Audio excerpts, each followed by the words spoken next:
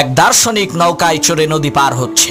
এমন সময় সে নৌকার মাঝিকে বলল, ভাই তুমি কি ভূগোল চেনো? তখন মাঝি বলল, জনাব, এই ভূগোল হইল ধনী মানুষের খাবার, আমরা হইলাম গরিব মানুষ।